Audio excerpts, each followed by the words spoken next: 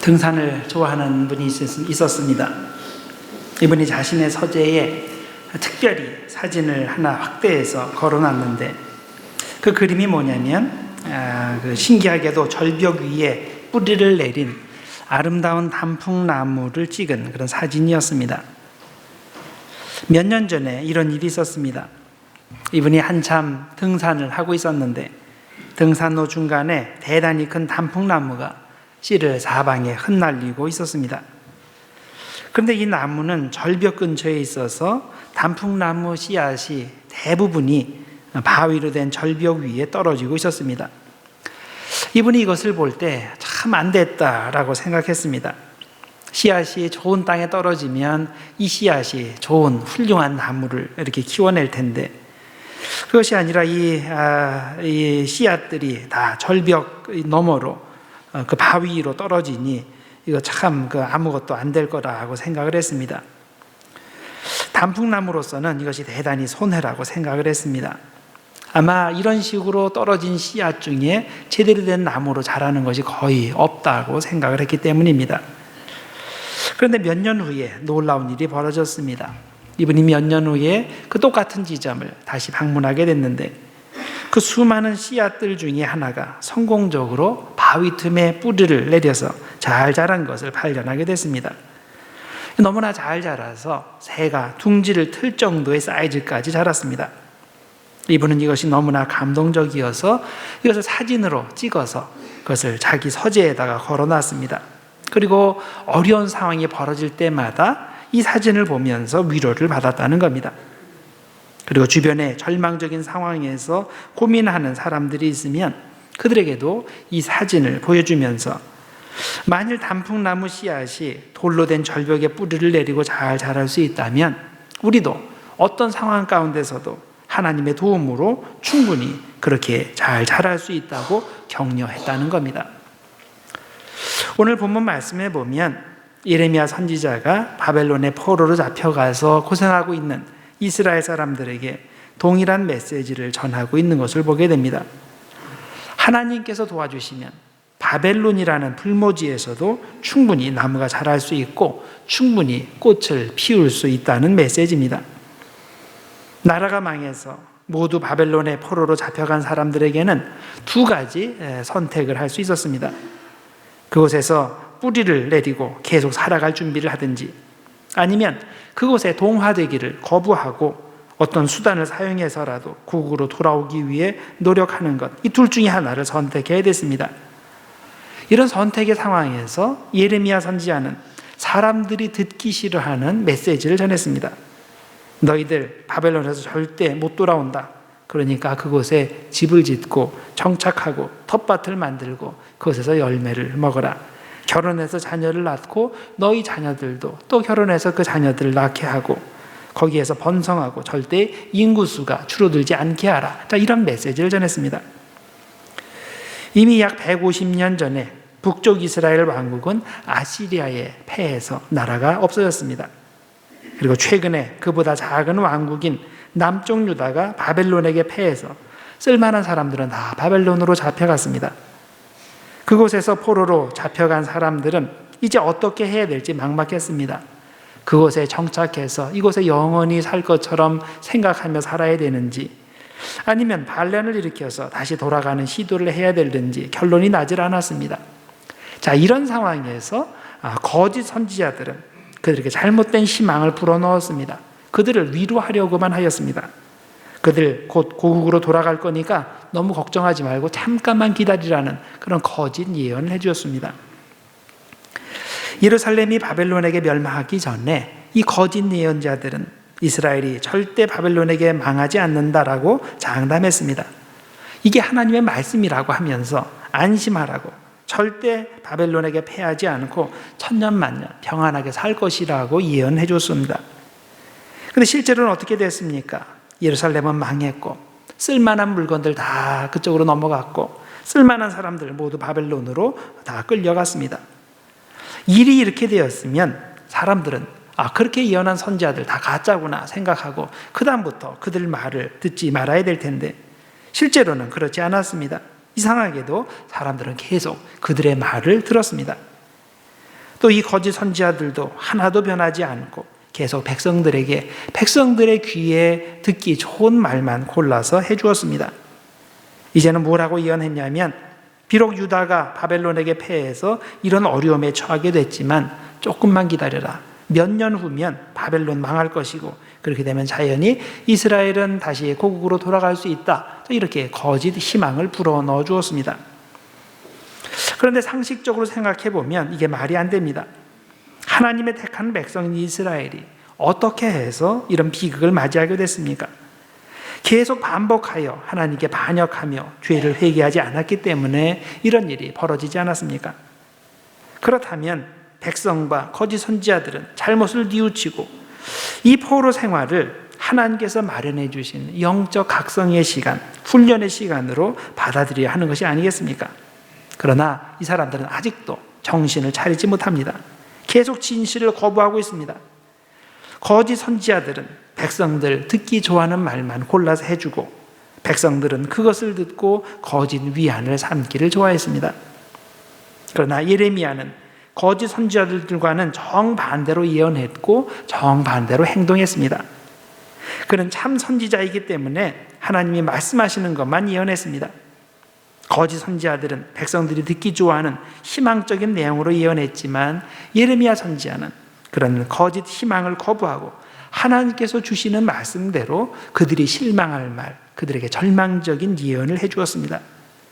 이스라엘 백성들은 절대 살아서 고국으로 돌아가지 못할 것이니 일찌감치 포기하고 바벨론에 뿌리를 내리고 정착하여 살라고 말씀을 전했습니다. 그곳에서 잘 뿌리를 내리고 꽃 피울 생각을 해야 된다는 겁니다. 그들이 바벨론으로 옮겨진 것은 바벨론 왕이 한 일이 아니라 사실은 하나님께서 하신 일이고, 하나님께서 이것을 통해서 이스라엘을 징계하시고 이스라엘이 새롭게 되기를 계획하신 것이기 때문에 이걸 거부하면 안 된다고 말해 주었습니다. 이걸 거부하는 것은 또 다른 불순종의 죄를 짓는 거라고, 상황이 더 나빠질 거라고 예언을 해 주었습니다. 이상 예레미야가 포로로 잡혀간 백성들에게 전한 내용을 간단히 살펴보았는데, 이제 우리가 이 말씀에서 얻을 교훈을 함께 생각해 보고자 합니다. 예레미야는 백성들에게 바벨론이라는 불모지에 뿌리를 내리고 정착하고 번성하라고 했는데, 이것이 현재 이 세상을 사는 우리에게도 필요한 말씀이라고 생각합니다.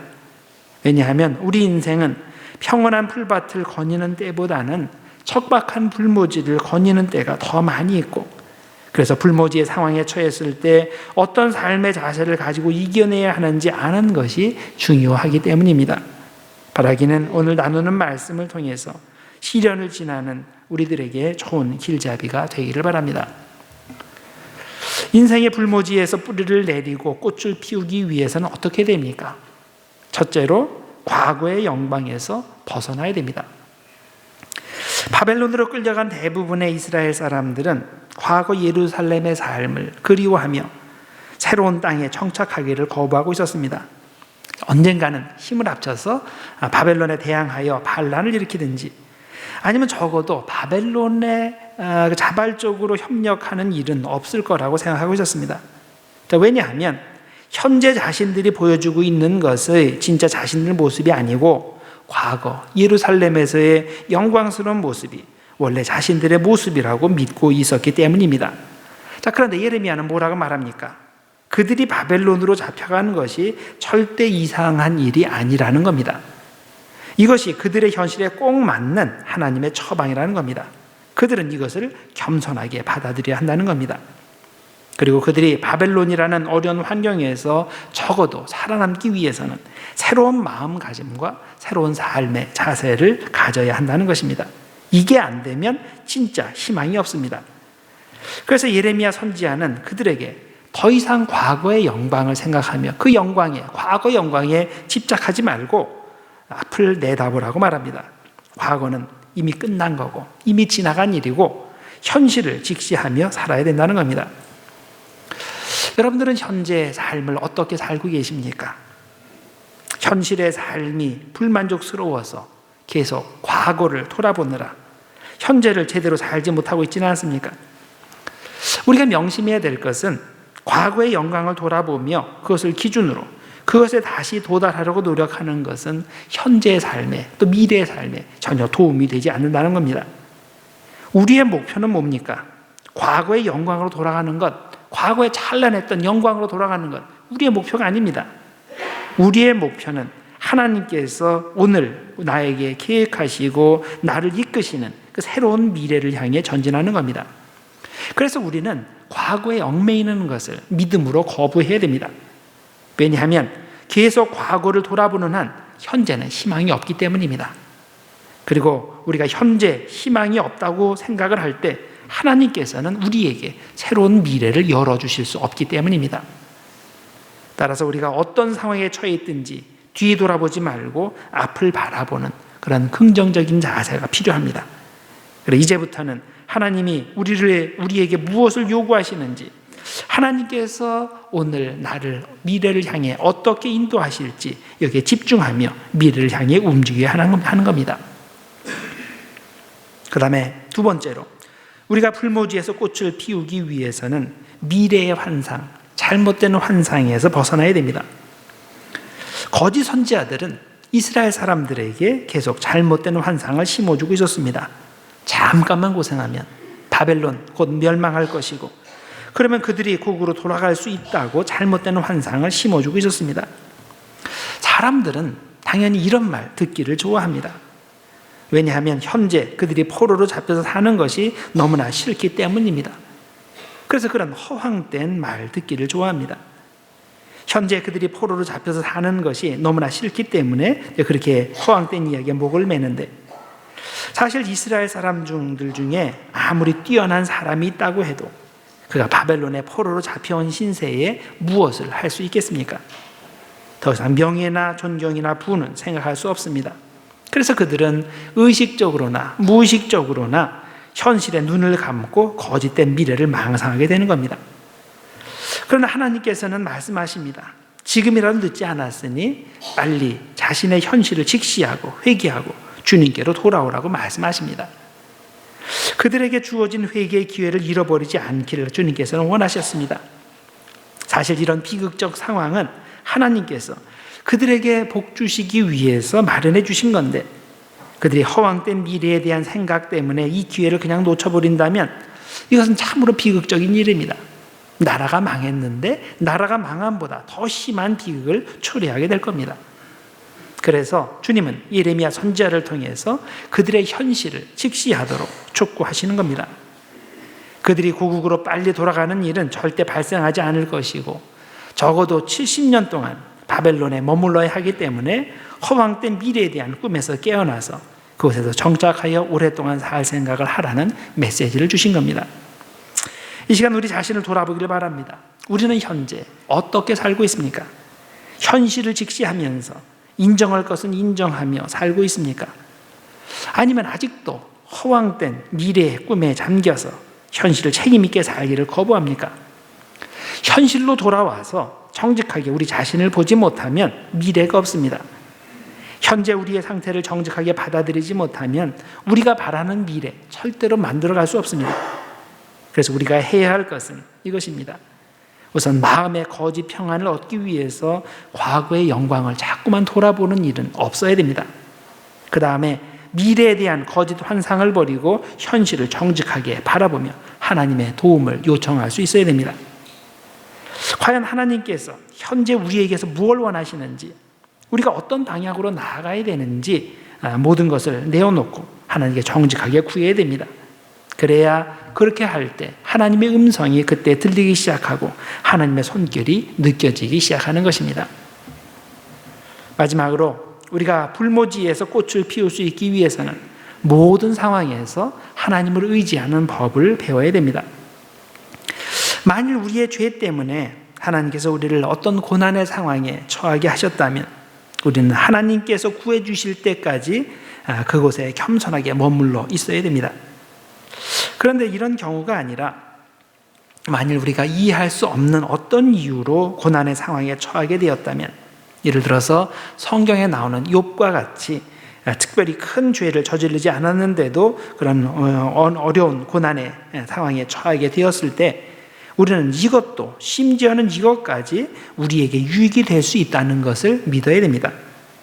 어떤 경우에라도 우리는 믿음의 인내를 통해서 더 나은 신자가 될 수 있기 때문입니다.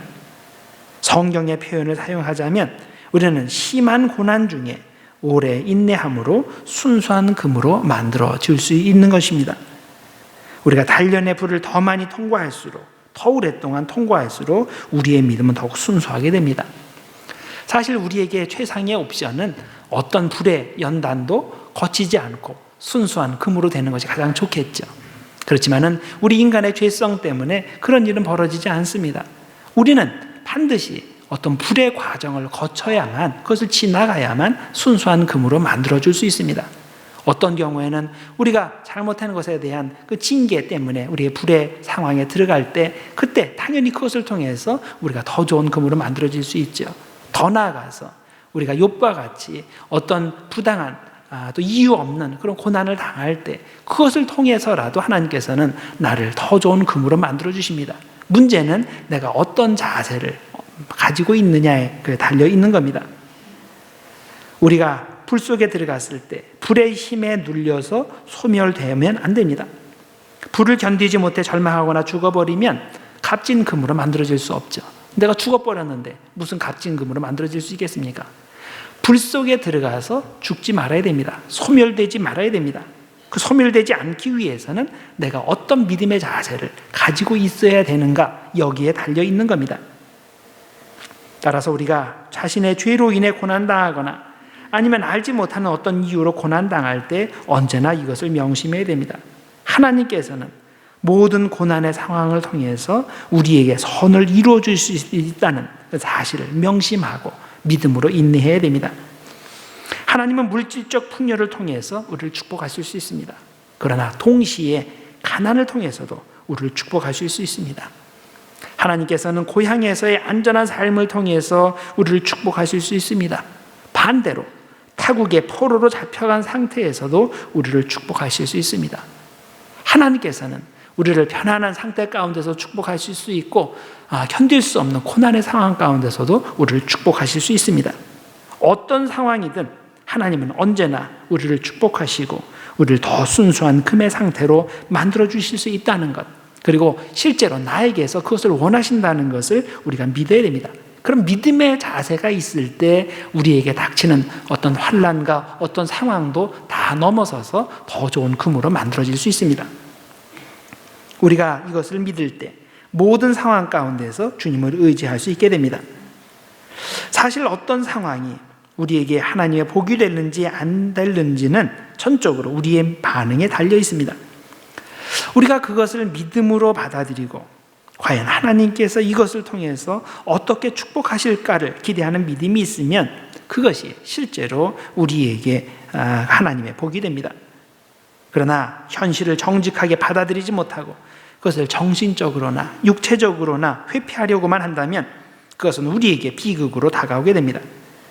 그래서 우리의 상황이 어떻든 간에 우리는 담대한 믿음으로 현실을 대면할 줄 알아야 됩니다. 실패한 것이 있으면 정직하게 실패를 인정하고, 부족한 점이 있으면 정직하게 부족한 점을 인정하는 자세가 필요합니다. 그럴 때 우리의 현실이 더 큰 비극이 되지 않고 하나님은 이것을 우리의 미래를 위해 값지게 사용하실 수 있게 됩니다. 우리는 살다 보면 견디기 힘든 상황이 전개될 때가 많습니다. 아까도 말씀드렸듯이 편안한 상황보다는 우리가 위기라고 생각하는 상황이 더 많이 전개되는 것 같습니다. 어떤 때는 내가 가장 소중히 여기는 사람이 갑자기 죽게 될 수 있습니다. 하다 못해 이혼을 결정해야 할 때도 있습니다. 몸에 암이 발견되어서 너무나 힘들 때도 있습니다. 사고로 몸의 일부를 잃어버릴 때도 있고, 도저히 견디기 힘든 어떤 모욕의 상태에 빠지게 될 때, 그럴 때 우리는 견디기 힘듭니다. 그런데 그런 상황 가운데서 우리는 어디에 희망을 둡니까? 지나간 과거의 영광스러운 모습을 되돌아보며 그때는 좋았지 하면서 과거의 기억에 희망을 둡니까? 아니면 비현실적인 미래에 희망을 둡니까? 우리는 변함없이 우리를 사랑해 주신 하나님에게 어떤 절망적인 상황도 우리에게 유익이 되게 만들어 주시는 그 능력의 하나님에게 희망을 두어야 됩니다. 우리가 이런 믿음의 자세를 가질 때 이제 과거나 미래로 도피하는 것이 아니라 현재, 현실을 직시하며 우리의 부족함 가운데서도 역사하실 그 하나님을 신뢰할 때 우리가 경험하는 모든 것이 우리에게 복의 통로가 될 수 있습니다. 이런 믿음의 자세를 통해 우리는 풀무지에서 뿌리를 내리고 풀무지에서도 꽃을 피우는 사람, 기적을 체험하는 사람이 될 수 있습니다. 그래서 여러분, 현재 여러분의 상황이 어떻든지 특히 풀무지에 있을 때 그 풀무지에서도 뿌리를 내리고 그곳에서도 꽃을 피우는 그런 믿음의 사람들이 되기를 바랍니다. 주님의 보호하심이 여러분의 믿음 위에 풍성하게 임하기를 주님의 이름으로 축복합니다. 기도하겠습니다. 하나님 아버지, 감사합니다. 우리를 향한 주님의 변함없는 사랑에 대해 감사드립니다. 때로는 우리가 너무나 심한 절망에 빠져서 주님이 함께 계시는 것을 깨닫지 못합니다. 어떤 때는 우리가 과거의 영광에서 헤어나지 못하고 때로는 미래의 환상에서 벗어나지 못해서 지금 우리를 사랑해 주시고 우리에게 도움의 손길을 보여주시는 주님을 보지 못할 때가 많습니다. 주님을 온전히 신뢰하게 하여 주시고 주님을 의지하도록 이 시간 우리를 도우시기를 원합니다. 가장 어려운 시기에서도 주님께 소망을 두고 인내하는 법을 배우는 우리 모두가 되게 하여 주옵소서. 예수님의 이름으로 기도드립니다. 아멘.